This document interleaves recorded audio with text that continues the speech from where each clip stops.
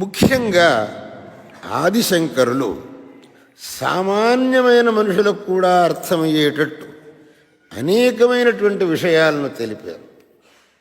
ఉదాహరణకు ఒక విషయం చెప్పాలి అని అంటే, ఆయన అన్నారు, మీరంతా దేవుడికి ప్రార్థన చేస్తారు, దేవుడికి మీరు ఏమి సమర్పణ చెయ్యాలి? మనమంతా దేవుడికి ఏమి సమర్పణ చెయ్యాలి అని అంటే, పండ్లు, పూలు, ఇంకా అనేకమైనటువంటి పదార్థాలు, భక్ష్యభోజ్యాలు తీసుకుపోయి దేవుడికి సమర్పణ చెయ్యాలి అని మనం అనుకుంటాం. అది సరియే, కానీ అంతమాత్రం సమర్పణ చేస్తే చాలదు. శంకరుల వారు చెప్పారు, కేవలం పళ్ళు, పూలు, భక్ష్యాలు ఇవన్నీ తెచ్చి సమర్పణ చేస్తే చాలదురా నాయన, నువ్వు అన్నిటికంటే ముఖ్యంగా సమర్పణ చేయాల్సిన ఒక పదార్థం ఉంది, దాన్ని సమర్పణ చెయ్యి నువ్వు అన్నారు. ఏమిటి ఆ పదార్థం అని అంటే, నీ మనస్సు.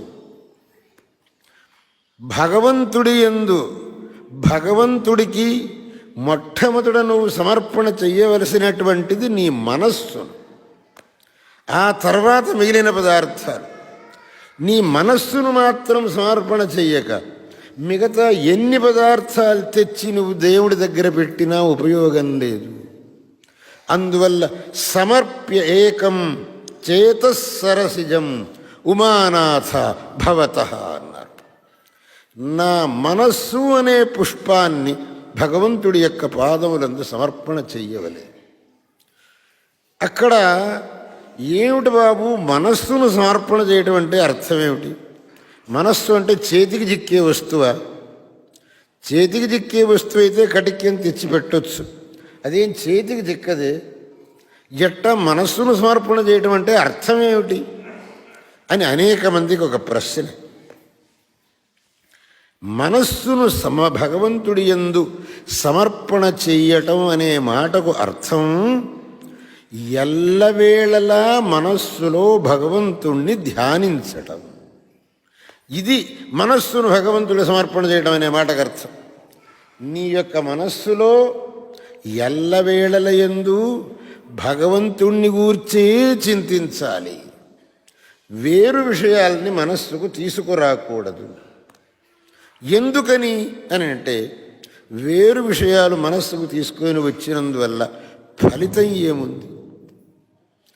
ఈ లోకంలో ఎన్నో విషయాలు జరుగుతున్నాయి, వాటన్నిటినీ మనం ఆలోచించినందువల్ల మనకేమన్నా ఫలం ఉందా?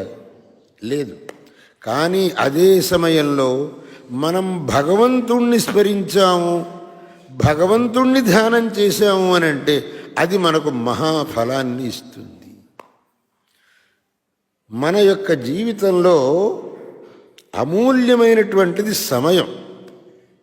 ఆ సమయాన్ని మనం వ్యర్థం చేశామనంటే మనం చాలా పొరపాటు చేసిన వాళ్ళం అవుతాం.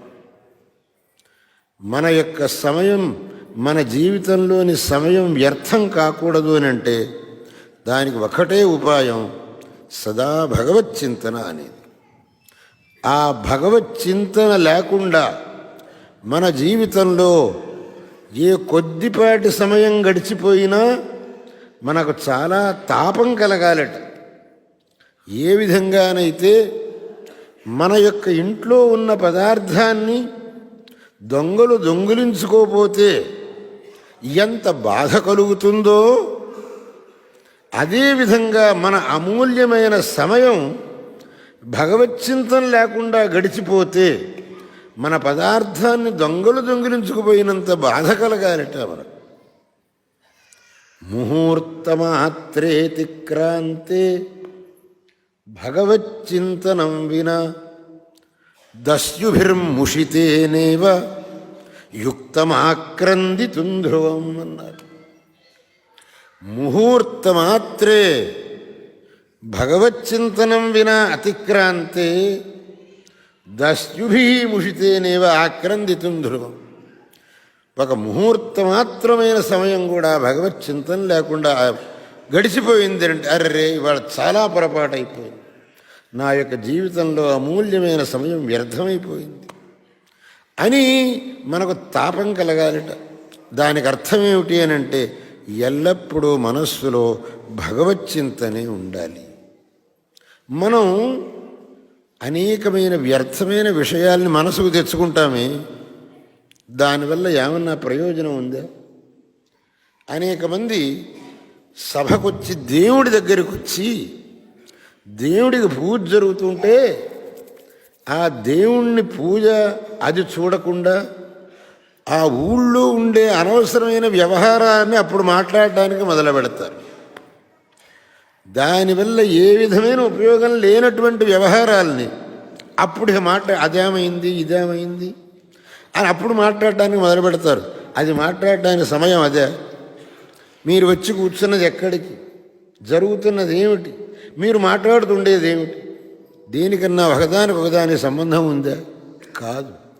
మీరేం చేయాలంటే ఆ సమయంలో కేవలం ఆ భగవంతుణ్ణే దర్శనం చేస్తూ ఉండాలి, ఆ భగవంతుడి యొక్క పూజను తిలకిస్తూ ఉండాలి, ఆ భగవంతుణ్ణే మనస్సులో చింతిస్తూ ఉండాలి, ఆ భగవంతుడి యొక్క నామాన్ని జపిస్తూ ఉండాలి, ఆ భగవంతుణ్ణి ధ్యానం చేస్తూ ఉండాలి.